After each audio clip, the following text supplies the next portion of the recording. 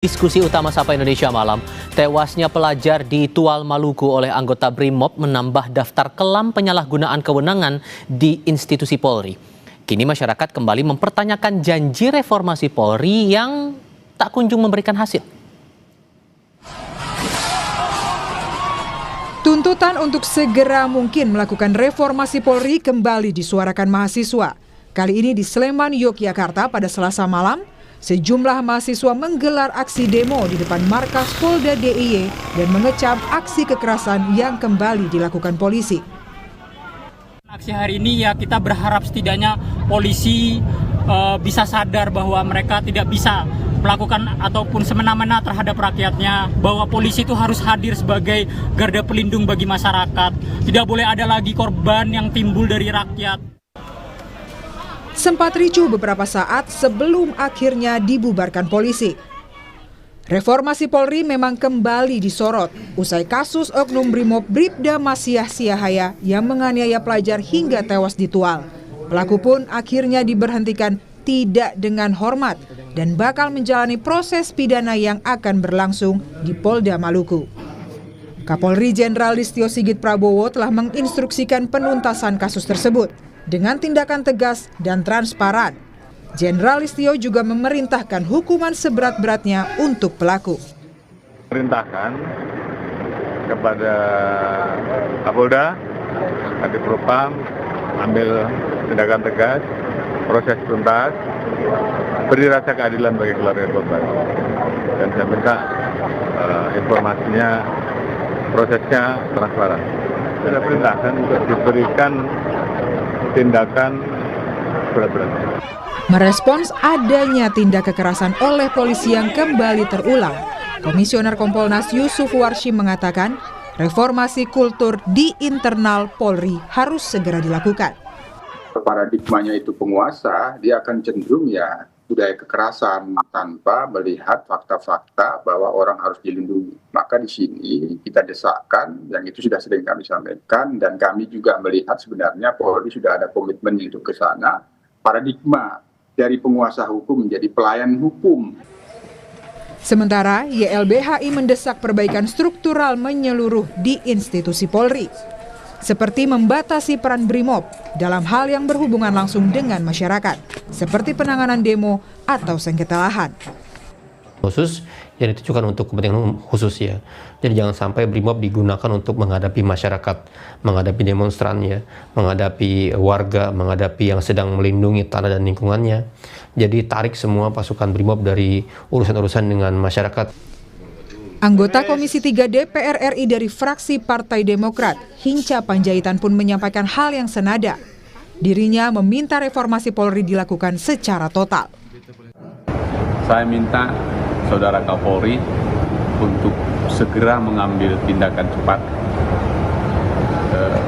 dengan cara menempatkan di Patsus, periksa, dan segera adil sesuai dengan mekanisme yang berlaku. Saya kira tidak ada ampun lagi, masyarakat sudah sangat gelisah dan ini adalah kultural yang harus segera diubah. Sikap perilaku polisi yang menyalahgunakan kewenangannya. Kini reformasi Polri kembali dipertanyakan. Meskipun anggota BRIMOB Masyah telah dipecat dan diproses pidana, namun di balik tindakannya tercermin pekerjaan rumah yang menumpuk bagi institusi kepolisian. Tim Liputan, Kompas TV. Tragedi demi tragedi yang kembali melibatkan anggota polisi selama beberapa pekan terakhir memicu banyak tanya, khususnya terkait wacana reformasi Polri yang kian menciut di permukaan. Lalu apakah langkah yang paling tepat atau apa yang paling tepat dilakukan saat ini dan apa pula bentuk reformasi Polri yang bisa benar-benar menyelesaikan unsur struktural internal tubuh kepolisian? Kita akan diskusikan bersama dengan para narasumber. Bergabung saat ini Komjen Pol Purnawirawan Ito Sumardi, Kabarreskrim periode 2009 hingga 2011, dan Bambang Rukminto selaku pengamat kepolisian lewat sambungan dalam jaringan. Selamat malam Bapak-bapak, dengan Tifal di sini. Selamat malam Mas Tifal. Terima kasih. Bambang. Terima kasih sudah bergabung bersama kami. Kabar saya sehat, semoga Anda berdua juga dalam keadaan sehat. Pak Ito, begini, yang saya ingat betul dari Kapolri waktu itu membentuk tim reformasi Polri dengan waktu itu Kalemdiklat yang menjadi pimpinannya September 2025, semangatnya untuk mereformasi struktural dan kultural yang ada di internal Polri. Tapi kalau berkaca dari kejadian-kejadian seperti yang ditual, ada penyerangan terhadap siswa, kemudian polisi terlibat kasus narkoba, sesungguhnya Pak, reformasi Polri ini udah jalan atau belum sih? Ya, gini Mas Tifal ya. Pertama adalah reformasi Polri tidak sepenuhnya jalan di tempat ya. Karena saya kan kebetulan sebagai penasihat ahli Kapolri juga. Tapi masih sangat bertumpu pada level wacana atau konsep, regulasi dan desain kelembagaan ya. Serta implementasi di kultur dan praktek di lapangan yang harus diakui masih lambat ya untuk berubah. Khusus untuk kasus Tual, dengan mengucapkan duka cita mendalam, tentunya saya juga berhubungan langsung dengan Bapak Kapolda, mendapatkan penjelasan kenapa sampai anggota BRIMOB di tempat atau terlibat dalam masa itu.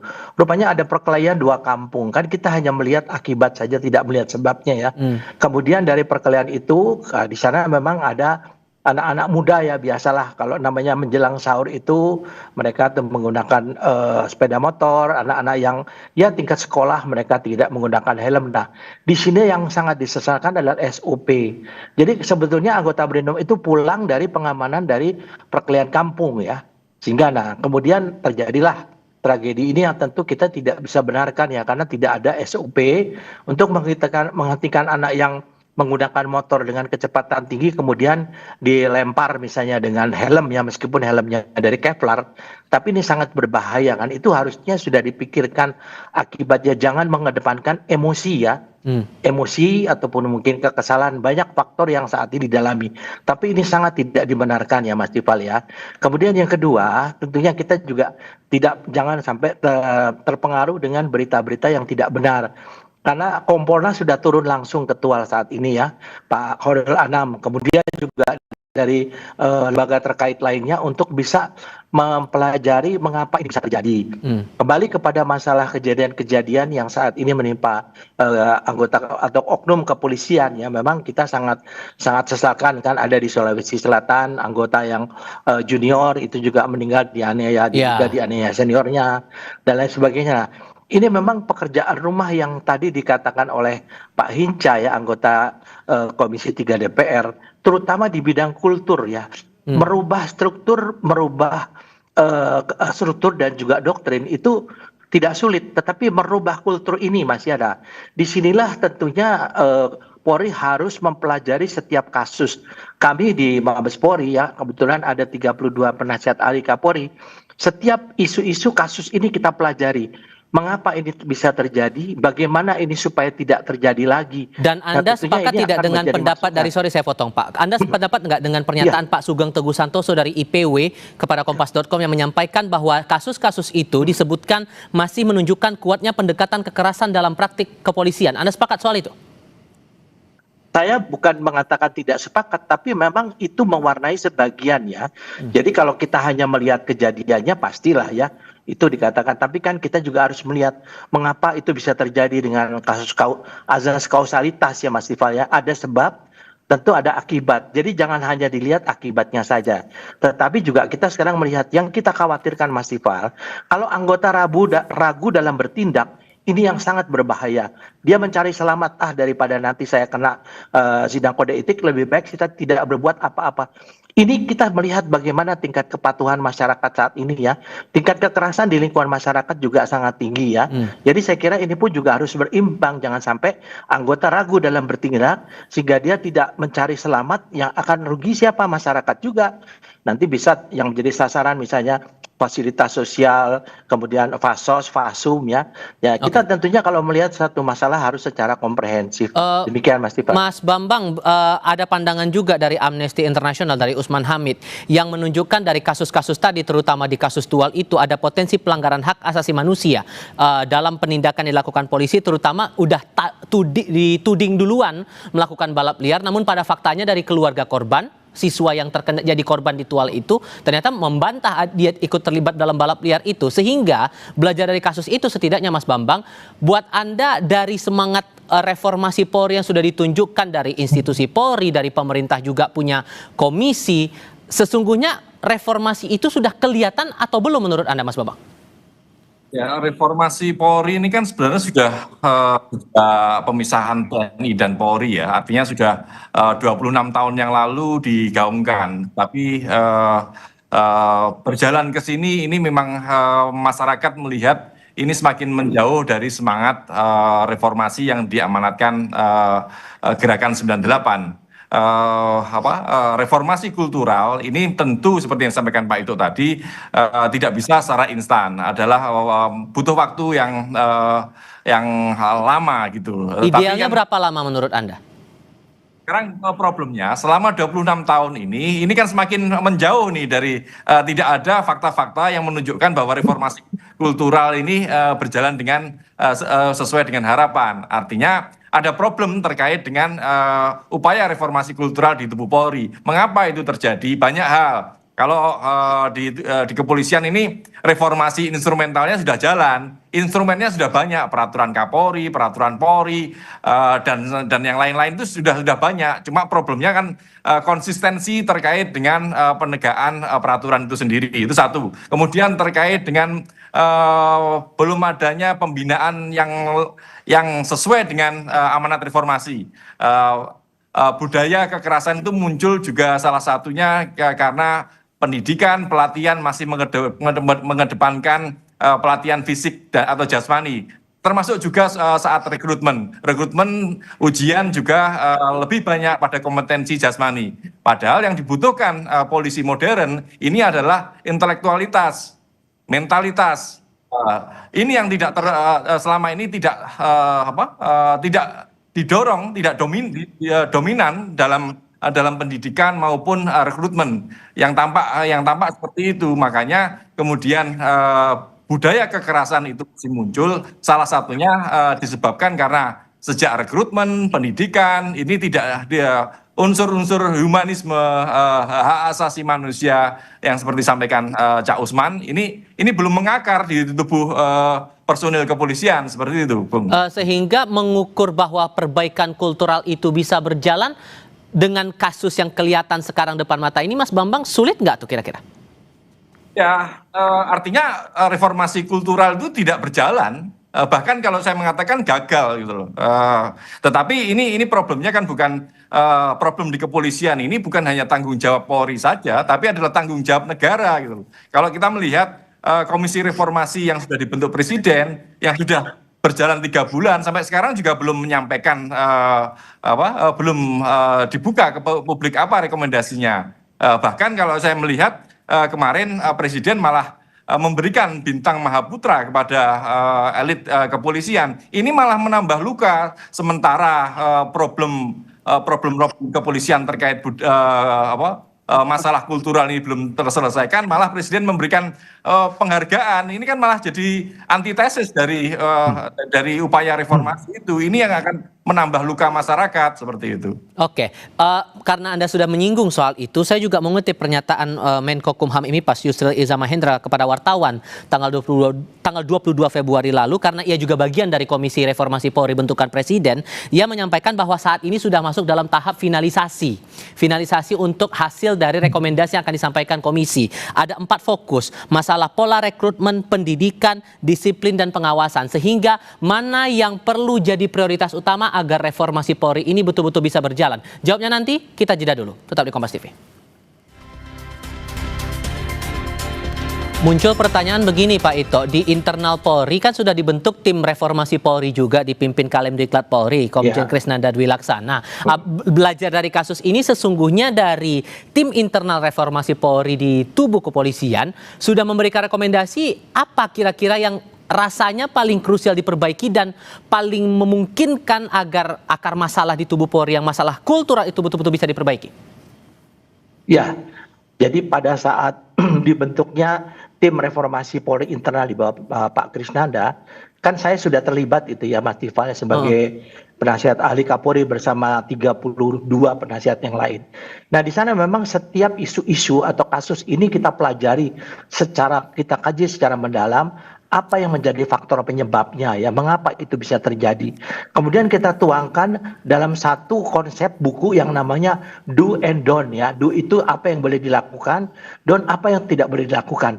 Nah, ini belum terinternalisasi, belum tersosialisasi sampai ke bawah dan belum masuk ke dalam seluruh anggota ya. Dan kita melihat sekarang memang kita juga tidak bisa membandingkan apple to apple pada saat reformasi terjadi dulu kemudian dengan saat ini, karena sifat masyarakat berbeda-beda ya Mas Ifal ya. Kan tingkat kepatuhan masyarakat itu sekarang kita lihat sifat bagaimana masyarakat yang dipengaruhi masalah sosial, masalah kesejahteraan dan lain sebagainya.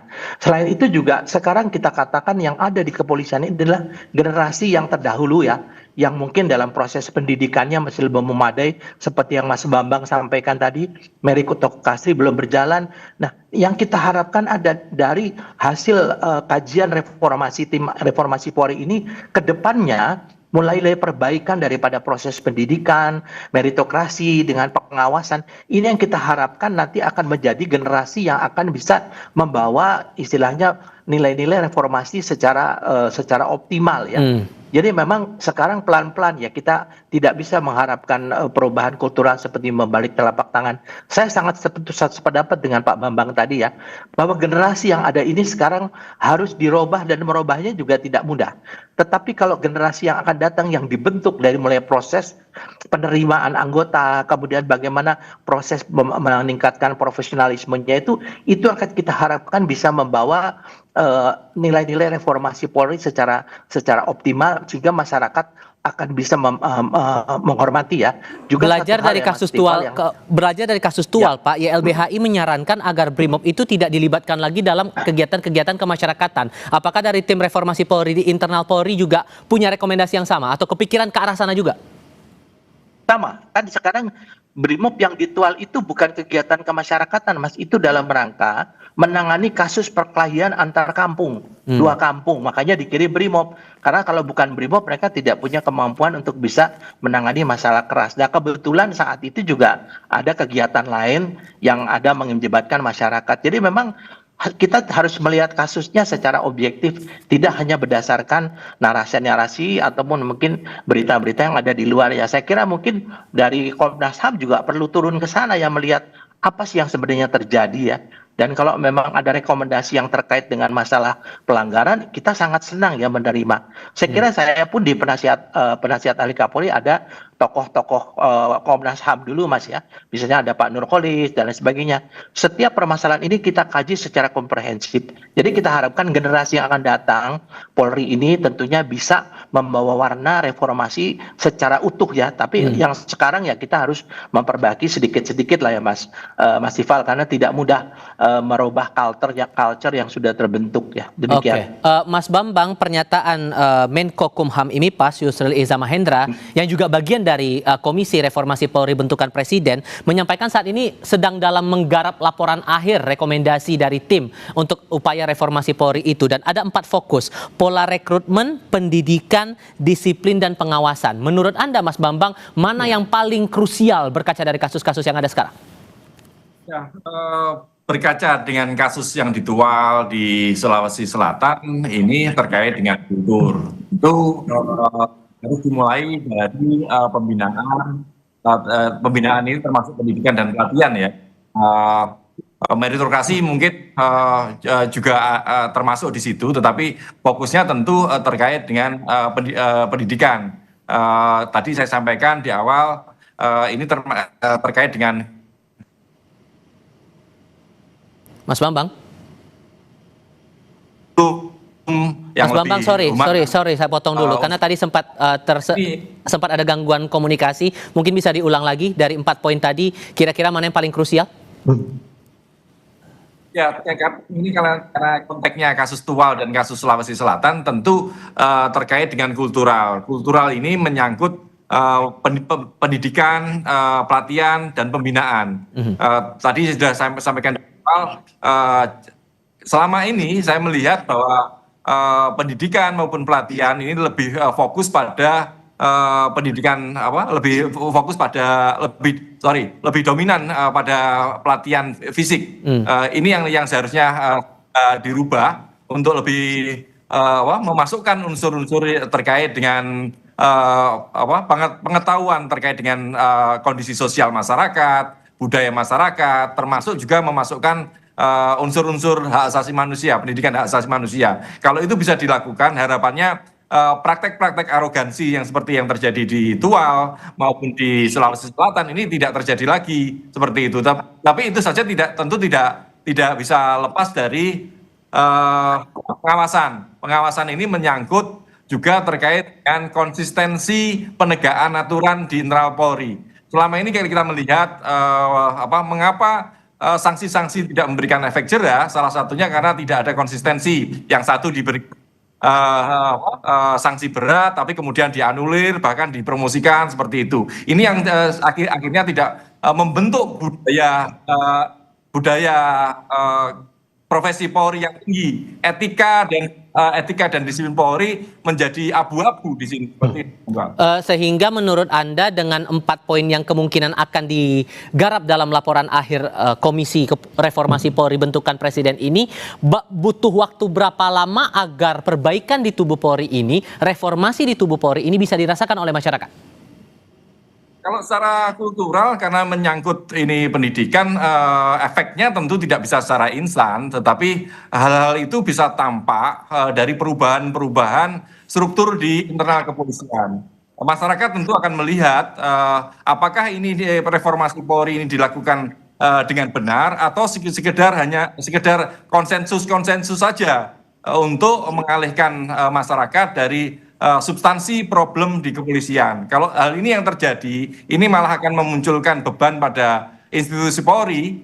Institusi Polri akan semakin terbebani dengan hal-hal yang sebenarnya tidak diperlukan, dan karena sorotan masyarakat tentu akan terus mendesak Polri diperbaiki secepatnya seperti itu.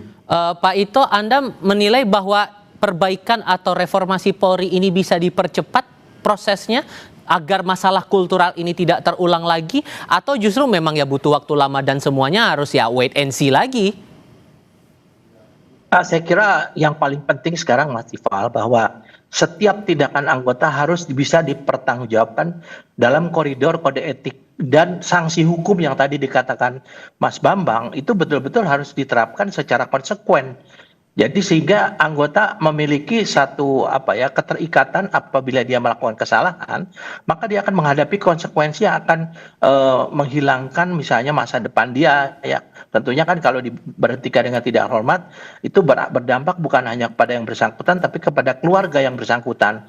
Nah, hal-hal ini tentunya sudah menjadi juga perhatian kita dari tim reformasi internal Polri yang saat ini kita terus ya Mas Tifal, dan kita baru dengar kalau tidak salah yang rekomendasi dari Komisi Percepatan Reformasi sudah diterima, dan kita akan bekerja untuk bagaimana menindaklanjuti ya hal-hal yang perlu ditindaklanjuti, hal-hal yang sudah kita lakukan tapi belum dilaksanakan, hal-hal yang sudah kita lakukan dan mungkin ada hal-hal yang tidak terkait, tidak relevan yang mungkin bisa kita kesampingkan ya. Baik. Tapi prioritas betul kata Pak Bambang, bagaimana pembinaan sumber daya manusia itu yang kita utamakan melalui daripada sistem pendidikan. Kemudian juga sistem bagaimana untuk memberikan profesionalisme. Yang kedua adalah masalah bagaimana kita merubah kultur saat ini. Oke. Jangan sampai ini terjadi lagi. Itu yang fokus dari kita ya Mas ya. Pak Ito, Mas Bambang, terima kasih banyak sudah mau berdiskusi dan berbagi pandangan bersama kami kali ini. Sehat selalu semuanya. Selamat malam. Baik, terima kasih. Selamat malam.